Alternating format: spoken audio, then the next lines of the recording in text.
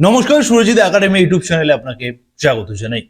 আপনারা এতদিনে প্রত্যেকেই এনুমারেশন ফর্ম সাবমিট করে দিয়েছেন, কিন্তু এখন ভিএলওদের কাছে নতুন নির্দেশিকা অনুযায়ী আপনাকে ভিএলও ফোন করতে পারে, অথবা আপনার বাড়িতে গিয়ে আপনার কাছ থেকে যে কোনো ডকুমেন্টস চাইতে পারেন ভিএলওরা।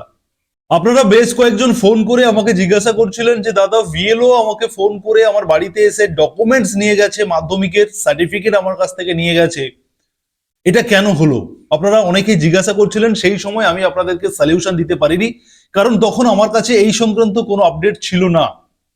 কিন্তু এই মুহূর্তে আমি আপনাদেরকে যেটা বলতে চাইবো, এবং অত্যন্ত গুরুত্বপূর্ণ একটি বিষয়, আপনারা প্রত্যেকেই জানেন যে আপনারা যে এনুয়ারেশন ফর্ম ফিল আপ করেছেন, আপনারা বর্তমান যে তথ্য আপনার দিয়েছেন বা ফর্মে যে তথ্য দিয়েছেন, সেই তথ্যের সঙ্গে আপনার নামের বানান, আপনার বাবা মায়ের নামের বানান, আপনার জন্ম তারিখ বা বয়স, এগুলো অনেক ক্ষেত্রে মিসম্যাচ করতে পারে। আপনারা নিজেরাও অনেকেই জানেন। আপনারা অনেকেই বলছিলেন যে আমার এই মুহূর্তে নামের বানান তো এটা আমি লিখতে চাই, কিন্তু আমার ভোটার কার্ডে এই বানানটা রয়েছে, বা 2002 সালে আমার নামের বানানটা এই ছিল, কিন্তু বর্তমানে আমি সেই বানানটা চেঞ্জ করেছি, এখন আমি অন্য কোনো বানান লিখি। আপনারা এই ধরনের কথা কিন্তু আমাকে সেই সময় বলেছেন, আপনারা অনেকে ফোন করে।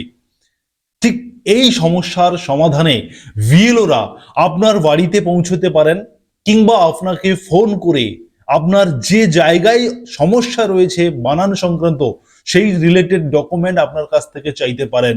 যেমন আপনাকে বলে রাখি, ধরুন আপনি 2002 সালের ভোটার, আপনার 2002 সালে নাম ছিল রাম হরি জানা, কিন্তু বর্তমানে আপনি সেই নামটা কারেকশন করেছেন রামমোহন জানা।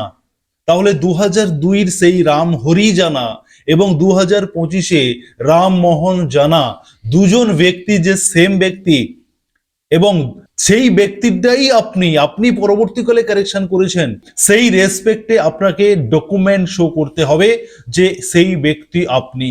অতএব আপনারা নিজেরা যারা ভোটার রয়েছেন, আপনাদের যদি নামের বানান 2025-এ যেটা আপনি লিখছেন, যেটা এনুমারেশন ফর্মে আপনি লিখেছেন, সেই নাম সেই স্পেলিংটা যদি আপনার বর্তমান যে ভোটার কার্ড রয়েছে সেই ভোটার কার্ডের সঙ্গে যদি সেম হয়, বা ভোটার তালিকার সঙ্গে 2025-এর তালিকার সঙ্গে যদি সেই স্পেলিং ম্যাচ করে যায়, তাহলে ওকে। যদি কোনো জায়গায় মিসম্যাচ থাকে, তাহলে আপনাকে আপনার উপযুক্ত ডকুমেন্ট দিয়ে আপনাকে বোঝাতে হবে যে এই নামটা আপনি পরবর্তীকালে কারেকশন করেছেন, বা এই নামটা সেম, আপনি সেই ব্যক্তি, আপনি সেই রেসপেক্টে একটি ডকুমেন্ট আপনাকে দিতে হবে। শুধু নিজের নয়, যদি আপনার বাবার নামের বানানেরও যদি একই রকম সমস্যা থাকে, সেক্ষেত্রেও কিন্তু আপনাকে প্রমাণ করতে হবে ডকুমেন্ট দিয়ে যে 2002-এর যিনি আপনার বাবা ছিলেন, যে নাম ছিল আপনার 2002 লিস্টে, বর্তমানে আপনি যার নামটা লিখছেন বাবার জায়গায়, সেই নাম যদি ম্যাচ করে যায় তাহলে ভালো, যদি না ম্যাচ করে সেক্ষেত্রেও কিন্তু আপনাকে ডকুমেন্ট দিতে হতে পারে। এমনই কিন্তু একটি কারেকশনের একটি আপডেট, একটি অপশন ভিএলও অ্যাপসে লঞ্চ করা হয়েছে। ভিএলওরা কিন্তু এই এসআইআর এর যখন খসড়া তালিকার প্রকাশ ঘটবে, এবং ঠিক তারপরে ক্লেমস অ্যান্ড অবজেকশনের যে পিরিয়ডটা রয়েছে, সেই ক্লেম অ্যান্ড অবজেকশন পিরিয়ডে এই ধরনের কাগজপত্র আপনাকে জমা দিয়ে আপনাকে কারেকশন করে নিতে হবে। আপনারা যারা জানেন যে আপনাদের সত্যি কোনো সমস্যা রয়েছে, আপনারা চাইলে ক্লেম অ্যান্ড অবজেকশন পিরিয়ডে আপনারা আপনার ভিএলওর কাছ থেকে ফর্ম 8 ফিল আপ করে আপনি ডকুমেন্ট সাবমিট করতে পারেন। তাহলে কিন্তু আপনার ভোটার কার্ড কারেকশন হয়ে যাবে যদি কোনো ভুল থাকে। আর যদি আপনারা সেটা না জানেন, সেক্ষেত্রে কিন্তু আপনার ভিএলও আপনাকে ফোন করে কিংবা আপনার বাড়িতে এসে আপনার যদি কোনো ভুল ত্রুটি থাকে, সেগুলো কিন্তু কারেকশন করার জন্য ভিএলও আপনাকে সহযোগিতা করবেন, এবং সেই রেসপেক্টে আপনাকে ডকুমেন্ট সাবমিট করতে হবে। এমনই কিন্তু একটি গুরুত্বপূর্ণ নির্দেশিকা এই মুহূর্তে ভিএলওদের কাছে রয়েছে, এবং ভিএলও অ্যাপসেও সেই ধরনের অপশন লঞ্চ করা হয়েছে। এবারে 2 নম্বর পয়েন্টে আমি যেটা বলবো, সেটা হলো যাদের বয়স 45+, যাদের বয়স 45 বছরের বেশি, যাদের বয়স হয়ে গেছে, অথচ 2002 সালে বা লাস্ট এসআইআর-এ যাদের নাম ছিল না, অথচ আপনি 2025-এ যখন আপনি এনুমারেশন ফর্ম ফিল আপ করছেন, তখন আপনি 2002-এর তথ্যতে আপনার নাম নেই, কিন্তু আপনি আপনার বাবা মা ঠাকুরদা ঠাকুমার সঙ্গে আপনি লিঙ্ক করতে চাইছেন। সেই সমস্ত ভোটারদের নির্বাচন কমিশন খুঁজে বের করছে এবং ভিএলওদের কাছে সেই ধরনের নির্দেশিকা দেওয়া হয়েছে যে যারা 45+ বয়সের বেশি, যাদের যে সমস্ত ভোটারদের বয়স হয়ে গেছে এবং যারা 2002-তে যাদের লিস্টে নাম ছিল না, তারা কেন সেই সময় 2002 তালিকাতে তাদের নাম নেই, কেন ছিল না, সেইগুলো রিভেরিফিকেশন করার জন্য কিন্তু বিএলওদের কাছে এই মুহূর্তের ইনফরমেশন চলে এসেছে। অতএব এই 2026-এর এসআইআর এর যে তালিকা, ফাইনাল তালিকা প্রকাশিত হবে, সেই তালিকাটাকে যতটা স্বচ্ছতার সঙ্গে সঠিকভাবে প্রকাশ করা যায় এবং স্বচ্ছ করা যায় সেই তালিকাকে, সেই উদ্যোগ নিয়েছে নির্বাচন কমিশন।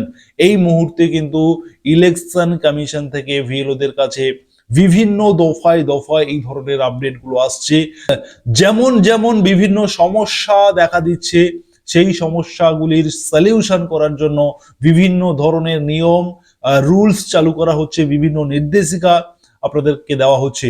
এবারে আমি আপনাদেরকে বলবো যে এই খসড়া তালিকা যেটা 11 তারিখ গতকাল যে এনুমারেশন ফর্ম সাবমিশনের লাস্ট ডেট হয়ে গেল, আমরা বিভিন্ন সূত্র মারফত আমরা জানতে পারছি যে মোটামুটি 57 লক্ষের বেশি আমাদের পশ্চিমবঙ্গে এই বাতিলের তালিকাতে থাকতে পারে, 57 লক্ষের বেশি ভোটারের নাম বাদ যেতে পারে, এমন আমরা বিভিন্ন জায়গার বিভিন্ন সূত্র মারফত এই খবরগুলো আসছে।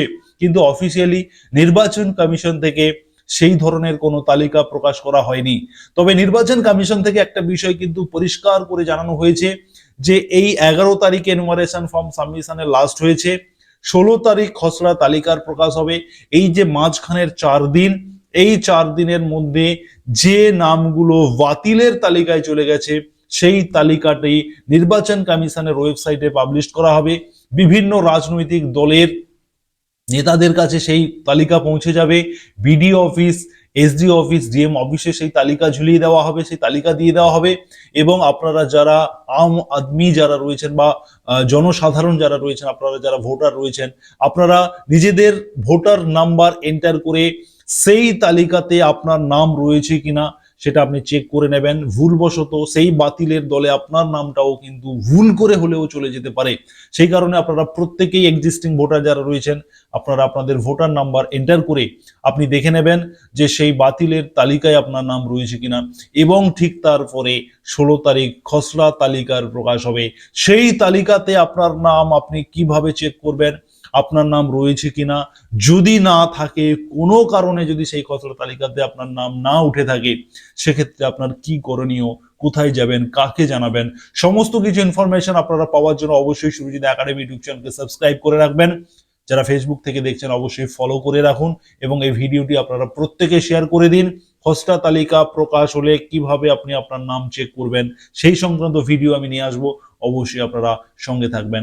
সুরজিৎ একাডেমি ইউটিউব চ্যানেলের সঙ্গে থাকুন এবং অবশ্যই ভিডিওটিকে শেয়ার করে অন্যদেরকে জানাতে সাহায্য করুন। ধন্যবাদ।